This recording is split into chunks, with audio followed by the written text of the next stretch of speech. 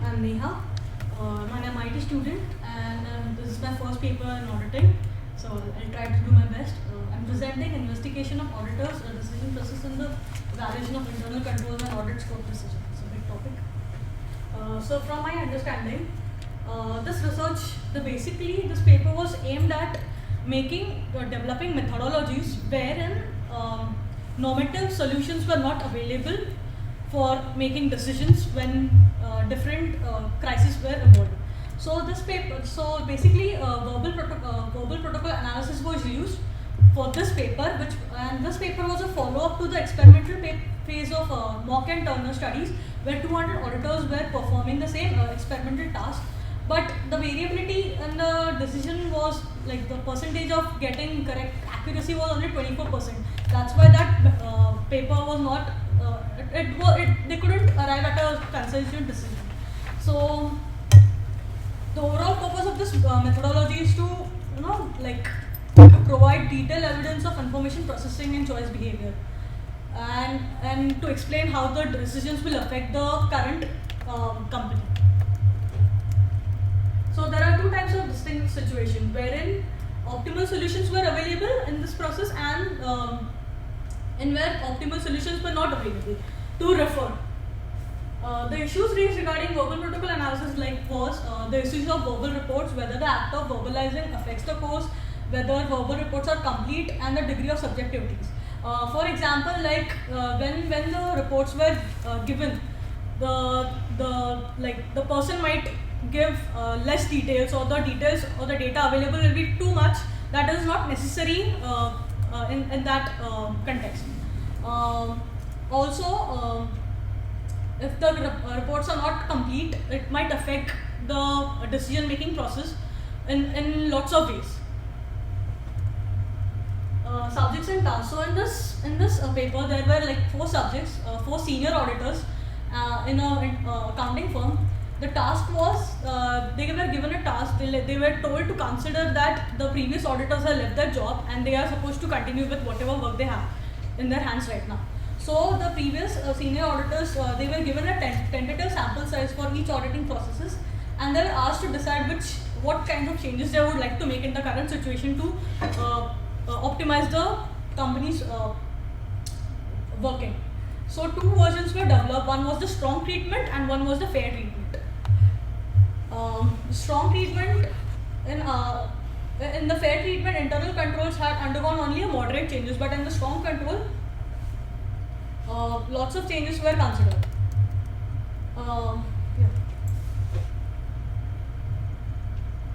So micro level analysis and data results. Analysis at this stage resulted in identification of the following aspects, what kind of operators were used. Andrea previously shown, there were operators of task structures, analytical procedures, and there's a big table in that. So all those analyses were considered during this research. Two patterns were observed. Two major patterns were observed. Two of the subjects, like A and C, they followed a pattern of systematic strategy. D performed a direct strategy, and B performed a mixed strategy. In systematic strategy, what happened? They just had one. In systematic strategy, they defined the scope. They verified all the information till the last stage, and then they took the decision. In direct strategy, they had iterative processes. They used to study something, then they take a decision, then again to take the next step, and again take the decision. So it became iterative, and we followed a mixed strategy. So the decisions made by the subjects were the actual sample size, the heuristics, the alternative, and the reason underlying the subjects. In the actual sample size, in A and C, they decided that 42%. There is a 42% increase in they needed 42% increase in some of the sample sizes, and B decided that there should be some 6% less in few of the sample sizes. And even the heuristics were different. The optimized method might not be the correct way. alternative considerations were also made. Like for example, in the medical field, like if some strategy is not work, like if some medication is not working, you need to take some alternative medications as well. So in this as well, alternatives were considered if nothing works out. And thus the reasons of the the subjects were decided. So like these were the implications and the discussions which involved like information strategy, like internal control reliance, alternative considerations and decision heuristics. So the conclusion was the conclusion was protocol was able to explain why the auditors make the decision, but sample size was less. They were just able to analyze it, but they were still not able to give methodologies which would make them help take decisions in the crisis, in the period where you have difficulty in making decisions. So this paper tried. They said that if they consider everything like the previous paper and this paper, they might be able to propose new techniques which would help in future. Thank you. All right. So we already talked about this paper. So, but the one of the things that I wanted to point out as you were discussing it is with the verbal protocol analysis is really exploratory, right? Because you don't have necessarily any priors.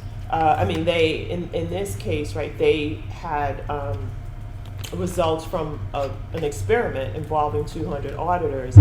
And they saw that there was this variability in their decision process. So this verbal protocol was a way to try to understand, well, what's contributing to this variability, right? And so they had no judgment priors, I believe, about whether auditors would conduct a systemic or directed. It's just the data told the story.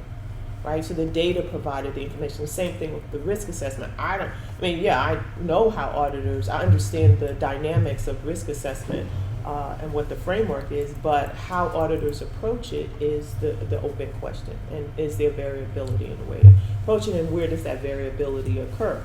Is it that we're seeing the variability in how they search for information or how they evaluate information? So that was what the objective here. What verbal protocol provides you with more is what's the story, right?